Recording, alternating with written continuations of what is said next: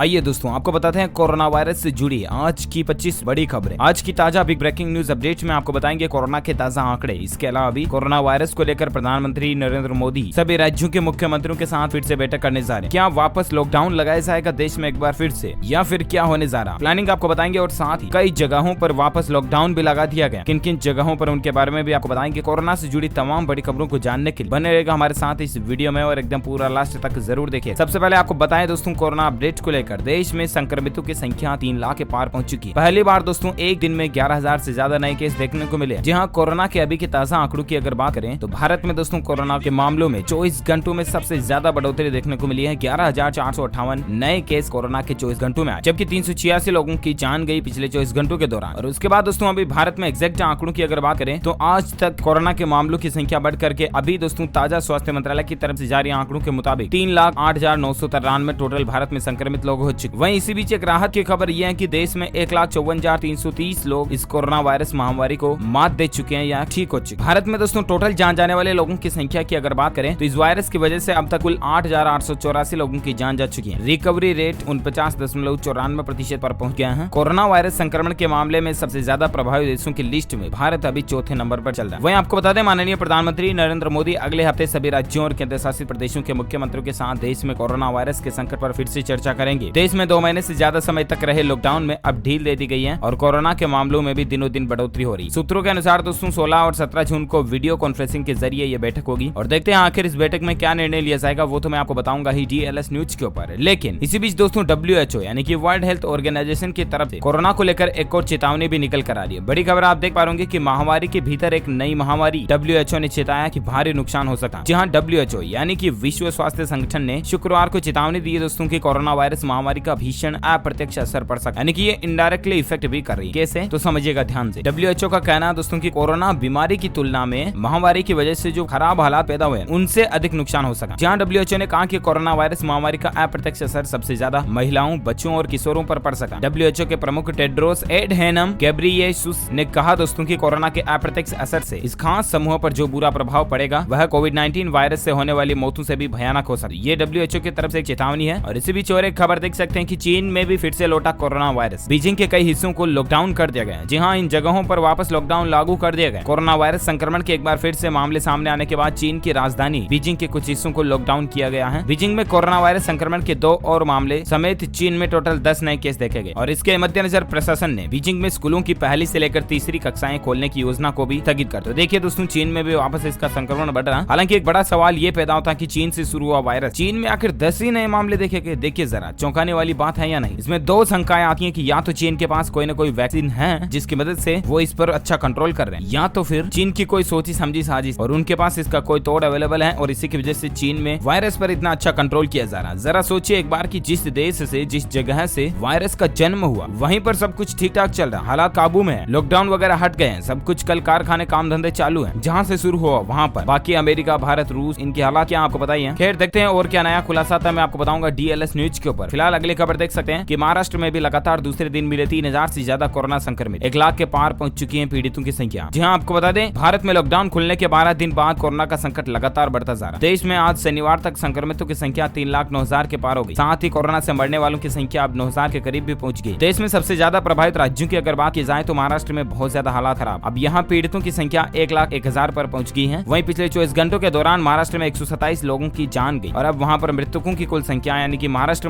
राज्य में मरने वालों की कुल संख्या 3,717 हो चुकी है। देश के कुल मौतों और संक्रमितों की आंकड़ों के रेशियो में 1/3 से भी ज्यादा हिस्सा महाराष्ट्र का ही, यानी कि सबसे ज्यादा गंभीर मामला ही महाराष्ट्र में फैल रहा। समझ रहे हो ना। चलिए इसी बीच अगली खबर है कि कोरोना वायरस को लेकर देख सकते हैं ब्राजील में 41,828 लोगों की संक्रमण से जान चली। विश्व भर में मृतकों के मामले में दूसरे नंबर पर चल रहा ब्राजील देश। जी हाँ, एक बार मैं आपको दोस्तों कोरोना के ग्लोबल आंकड़े भी बता देता हूँ। वर्ल्ड वाइड ग्लोबल आंकड़ों की अगर बात करें तो 7,27,000 से भी ज्यादा लोग अब तक संक्रमित हो चुके। 4,13,000 से ज्यादा लोगों की वर्ल्ड वाइड यानी ग्लोबली जान जाने की खबर है। और इसी बीच अगली खबर है, जैसा कि मैंने आपको बताया कोरोना वायरस पर मुख्यमंत्रियों के साथ में पीएम मोदी की बैठक में इन 5 मुद्दों पर मंथन हो सका। कौन कौन से मुद्दे हैं आपको पता होगा। 16-17 तारीख को पीएम मोदी जी वापस वीडियो कॉन्फ्रेंसिंग के जरिए मीटिंग करने जा रहे हैं और इसमें एक एक्सपेक्टेशन लगाते हैं, अनुमान लगाते हैं कि किन किन मुद्दों पर चर्चा हो सका ना। तो आप देख पा रहे होंगे कि सबसे पहले तो केंद्र सरकार राज्यों से कोरोना की रिपोर्ट मांग सकती है और जाहिर सी बात है मांगा भी जाएगा। इसके अलावा दिल्ली, महाराष्ट्र और गुजरात जहां पर सबसे ज्यादा गंभीर हालात चल रहे हैं, सबसे ज्यादा मामले चल, उनके लिए केंद्र सरकार यानी नरेंद्र मोदी सरकार कोई अलग से योजना योजना भी बना सकते, क्योंकि यही इलाके वो हैं जहां सबसे ज्यादा प्रभावित राज्य। यहाँ पर संक्रमितों की संख्या में लगातार बढ़ोतरी हो रही है और उसने यहाँ के मुख्यमंत्रियों को भी चिंता में डाल रखा। महाराष्ट्र में मरीजों की संख्या 1 लाख को पार कर गई है, मैंने आपको बताया था। दिल्ली में भी स्थिति भयानक चल रही है। दूसरी तरफ गुजरात भी कोरोना वायरस का दंश झेल रहा है। और तीसरा मुद्दा हो सकता है कि फिर से सख्ती बढ़ाने पर चर्चा हो सके। जहाँ माना जा रहा है दोस्तों की इस बैठक में सख्ती बढ़ाने पर भी विचार किया जा सकता, क्योंकि जिस तरह से अनलॉक 1 में मिली छूट के बाद संक्रमण में इजाफा हो रहा है, वो इस बात की ओर इशारा करता है कि फिर से छूट को बंद करने की जरूरत है, यानी कि सख्ती से लॉकडाउन को लागू करने की जरूरत। पंजाब ने कोविड-19 के बढ़ते मामलों को देखते हुए इस बात का फैसला किया है और वह अपने राज्यों में सख्ती बढ़ाएगा। ऐसे में अन्य राज्यों के मुख्यमंत्री भी प्रधानमंत्री के साथ इस विषय पर चर्चा कर सके। साथ ही यातायात की सुविधाओं को लेकर भी चर्चा हो सकी। जहां कोविड-19 की वजह से देश में जहां मेट्रो, रेलवे और अन्य यातायात सुविधाओं का सीमित ढंग से संचालन हो पा रहा, और ऐसे में माना जा रहा है कि इस विषय पर विभिन्न राज्यों के मुख्यमंत्रियों और प्रधानमंत्री के बीच चर्चा हो सके। इसके अलावा क्या बढ़ सकता है वापस लॉकडाउन, इस विषय पर भी, इस मुद्दे पर भी चर्चा हो सकती है। जहां सोशल मीडिया सहित लोगों के बीच इस बात को लेकर भी चर्चा बहस तेज कि लॉकडाउन को फिर से बढ़ाया जा सका और कहा जा रहा दोस्तों की 15 जून के बाद लॉकडाउन को बढ़ाया जाएगा। हालांकि केंद्र सरकार ने इस बात को खारिज कर दिया और कहा कि लॉकडाउन को लेकर अभी कोई चर्चा नहीं हुई। माना जा रहा कि इस विषय पर पीएम मोदी मुख्यमंत्रियों के साथ बैठक में चर्चा कर सकते। अब देखते हैं 16-17 जून को क्या फाइनल डिसीजन निर्णय लिया जाता है, मैं आपको बताऊंगा जरूर DLS न्यूज के ऊपर। फिलहाल अपन आगे बढ़ते हैं अगली खबर में, जहां बड़ा अपडेट आप देख पा रहे भारत के लिए एक राहत की खबर है। देख पा रहे दोस्तों बड़ा अपडेट कि भारत में कोरोना की रफ्तार धीमी पड़ी है। अब 17.4 दिन में दुगने हो रहे हैं कोविड-19 के मामले। स्वास्थ्य मंत्रालय की तरफ से ये बयान निकल कर आ रहा। हालांकि दोस्तों यूं देखा जाए तो मामले पहले की तुलना में ज्यादा बढ़ रहे हैं, राइट, लेकिन डबल होने का जो रेशियो है, दर है, वो कम हो चुकी है। कोरोना वायरस महामारी फैलने के बाद भारत में पहली बार एक दिन में संक्रमण के मामले 10-11,000 से आज ज्यादा देखने को मिली है। और इसी बीच स्वास्थ्य मंत्रालय ने कहा दोस्तों कि दुगुना होने में जो लगने वाला समय था वो बढ़कर अब 17 दिन हो गया, जो कि कुछ हफ्तों पहले 15 दिन ही था। ये इस रेशियो से देखा जाए तो अच्छी बात है। चलिए साथ ही अगला अपडेट है कि कोविड-19 इंडिया को लेकर लाइव अपडेट्स देख सकते हैं। कोरोना से मौतों के मामलों में एशिया में भारत का पहला नंबर आ चुका। ईरान को पीछे छोड़ दिया गया। संक्रमण में भी 3 देश ही भारत से आगे, जहां हालात भारत में काफी ज्यादा गंभीर चल। भारत में कोरोना के केस तेजी से बढ़ते जा रहे हैं। पिछले 24 घंटों में देश में कोरोना के